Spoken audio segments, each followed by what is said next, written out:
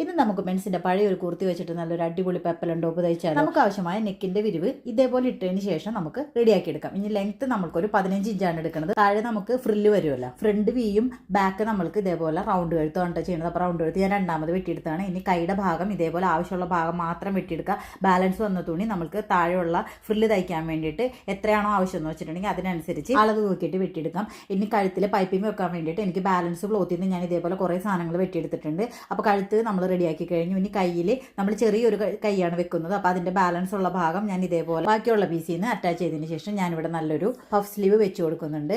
ഇനി നമുക്ക് കയ്യിലത്തെ താഴെ ഇതേപോലെ ഇലാസ്റ്റിക് എത്രയാണോ വേണ്ടതെന്ന് വെച്ചിട്ടുണ്ടെങ്കിൽ അത് ഇതേപോലെ ഒരു ഹോൾ ഇട്ടിട്ട് അതിൻ്റെ ഉള്ളിലേക്ക് ചെയ്ത് കൊടുക്കണം. ഇനി താഴെയുള്ള നമ്മൾക്ക് ചുരുക്കിടാൻ വേണ്ടിയിട്ട് എത്ര പീസാണോ നമ്മൾ എടുത്തത് അതിനെ ഇതേപോലെ തന്നെ ചെറിയ ചുരുക്ക് ഇട്ടതിന് ശേഷം റെഡിയാക്കി കൊടുക്കുക. പിന്നെ താഴെ നല്ല ഫിറ്റിങ്സ് കിട്ടാൻ വേണ്ടിയിട്ട് ഇലാസ്റ്റിക് വെച്ച് കൊടുക്കുന്നുണ്ട്. അപ്പോൾ എങ്ങനെയുണ്ട് ടോപ്പ്? ഇഷ്ടമായോ? ഇതേപോലെ വീഡിയോസ് ആയിട്ട് ഞാൻ ഇനിയും വരുന്നതായിരിക്കും. It's mine by Shalimar.